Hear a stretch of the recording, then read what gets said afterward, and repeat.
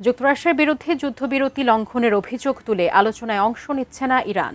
সোমবার তেহরানে এক সংবাদ সম্মেলনে দেশটির পররাষ্ট্র মন্ত্রণালয়ের মুখপাত্র ইসমাইল বাঘাই বিষয়টি নিশ্চিত করেছেন।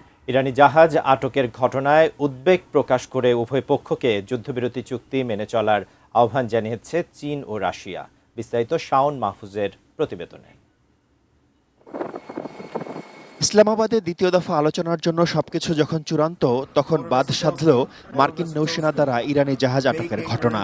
ট্রুথ সোশ্যালে প্রেসিডেন্ট ট্রাম্প নিজেই জানান, তুস্কা নামের জাহাজটি মার্কিন নৌ অবরোধ ভাঙার চেষ্টা করলে তার সৈন্যরা হামলা চালিয়ে সেটি আটক করেছে। এর ফলে নতুন করে উত্তেজনা তৈরি হয়েছে ওয়াশিংটন ও তেহরানের মধ্যে। যুক্তরাষ্ট্রের সাথে আবারও আলোচনায় ইরান আগে থেকে দ্বিধান্বিত ছিল। এবার সাফ জানিয়ে দিয়েছে, যুদ্ধবিরতি লঙ্ঘন করায় মার্কিনীদের সাথে আলোচনায় যাবে না তারা। সোমবার তেহরানে এক সংবাদ সম্মেলনে দেশটির পররাষ্ট্র মন্ত্রণালয়ের মুখপাত্র ইসমাইল বাঘাই বলেছেন, নৌ অবরোধ আরোপের পর একের পর এক যুদ্ধবিরতি লঙ্ঘন করে যাচ্ছে যুক্তরাষ্ট্র, যা আন্তর্জাতিক আইনেরও স্পষ্ট লঙ্ঘন। তাদের এই অন্যায্য আচরণ সম্পর্কে মধ্যস্থতাকারী দেশ পাকিস্তানকে অবহিত করা হয়েছে।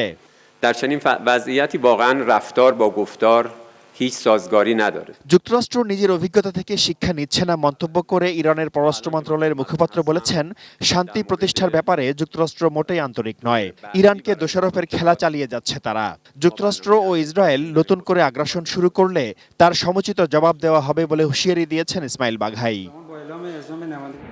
ইরানি পতাকাবাহী জাহাজ আটকের ঘটনায় উদ্বেগ প্রকাশ করে উভয় পক্ষকে যুদ্ধবিরতি মেনে চলার আহ্বান জানিয়েছে চীন ও রাশিয়া। এদিকে আলোচনা ভেস্তে যাওয়ার পর বিশ্ববাজারে বেড়েছে তেলের দাম। ওয়েস্ট টেক্সাস ইন্টারমিডিয়েটের দাম ৮.১% বেড়ে ব্যারেল প্রতি $৯০.৬৪ দাঁড়িয়েছে। লন্ডন আইসিই ফিউচার্স এক্সচেঞ্জে ব্রেন্ট ক্রুডের দাম ৭.০৭% বেড়ে ব্যারেল প্রতি হয়েছে $৯৬.৭৭। Shaon Mahfuz, desk report, ATN news.